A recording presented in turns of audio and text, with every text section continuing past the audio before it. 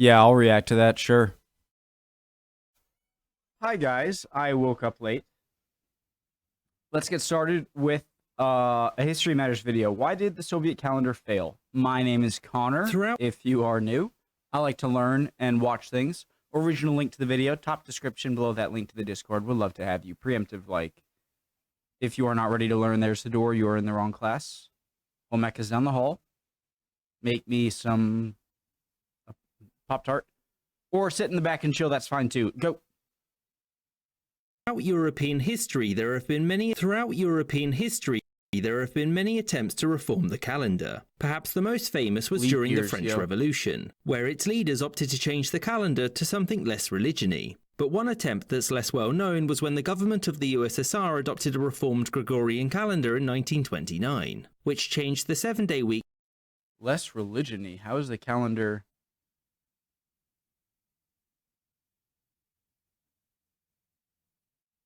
Aren't most of the months named after, like, Roman gods? Oh, or does it mean because, like, it's the year after Christ? Okay. Adopted a reformed Gregorian calendar in 1929, which changed the 7-day week to a 5-day one and later into a 6-day week. This calendar was changed back to the same one that the rest of the Western world used in 1940, which raises the question, why? Why did the Soviet calendar fail? When the Russian Revolution was over and the previous government was... Wait, why is a week 7 days? Is that like from the Bible? Like the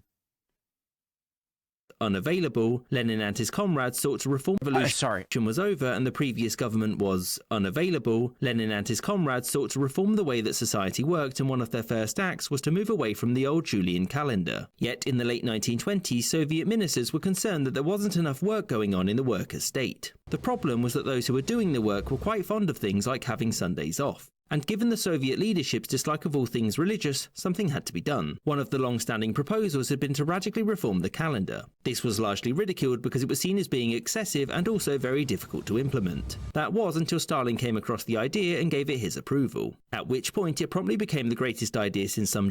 I have to read these.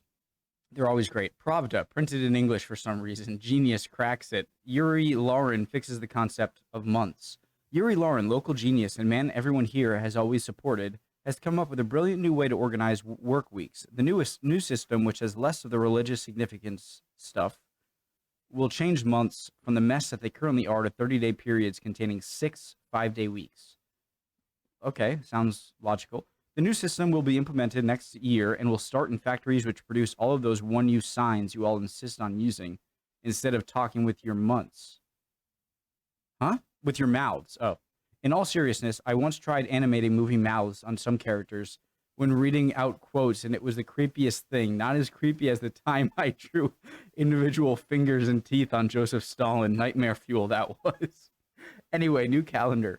Britain proposes naval parity with USA. Negotiations between the United Kingdom and the United States have come to halt after Winston Churchill and Herbert Hoover couldn't come to an agreement over how many ships their respective nations should have. Britain needs to accept restrictions of her surface fleet if peace is to be maintained, said President Hoover. In response to Hoover's blunt words, the British Prime Minister responded, "We need more ships because of our emperor." Negotiations are ongoing, but outsiders seem to hold little hope that both will come to an agreement reducing the size of their navies. It was a silly idea anyway. League of Nations does a thing, world confused.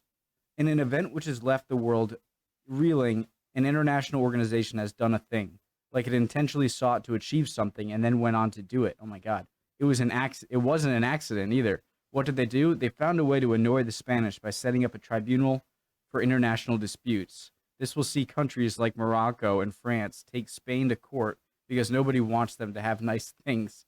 Even though everyone else can carve up other nations, when Spain does it, it's not cool. More to follow on these Titanic events. German fellow wrote It's always good to read those. Okay, sorry. And so, at which point it promptly became the greatest idea since some German fellow wrote a pamphlet. And so with this, the top minds of the USSR came up with a brand new calendar, one in which there were 5 days in a week and 6 weeks in a month. Across these 5 days, 1/5 of its workforce would have a different day off. Months with 31 days would see a 6-day work week, and everybody got 5 national holidays off. This way, workers would be more rested than the previous 1 in 7 days they had off. Employers would also have 80% of their workforce available at all times. And Sundays would importantly be robbed of their religious significance. In 1929 and 1930, and Sundays would be off. Employers would also have 80% of their workforce available at all times. I thought the whole thing about communism was not caring as much about employer. And Sundays would importantly be robbed of their religious significance. In 1929 and 1930, the new calendar was brought in across numerous industries. Importantly, this new calendar wasn't meant to replace the Gregorian calendar that most people used. This new one was just used alongside it so people would know when they were working. So why did the USSR get rid of it? Well, there were numerous problems. The first was that Sundays had previously been used to repair machinery and catch up on any unfinished work in the previous week, which thus could no longer be done. Another problem was that many people became disgruntled since their days off and those of their friends and families didn't match up. I was going to say that. It's like, oh, well, people have alternating days off, but now you can't really coordinate any kind of social life because it's not like, oh, it's Friday night. What do you guys want to do? Well, I have Wednesday nights off, so you were working then, and now I'm working. That sucks. Up. As such, the central government came up with a new idea, the 6-day week. This meant that everybody would do more work, and furthermore, an employer would give everybody the 6th, the 12th, the 18th, the 24th, and the 30th of every month off. This didn't fix all of the problems, and combined with the fact that many industries hadn't really adopted the calendar at all, Stalin opted to abandon the idea in 1940. Everybody returned to the 7-day work week, and employers were free to give people whichever days off they wanted, so long as they met their targets, that is. I hope you enjoyed this episode, and a special thanks to my patrons. Thank you for watching. Thank you for making. James Bizanet, Kelly Moneymaker, Sky Ship.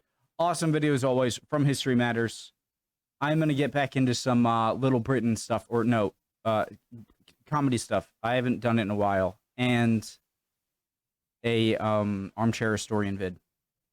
Hope you're all doing well. If not, chin up. You'll be good. Trust me. Emotions are fickle, my friend.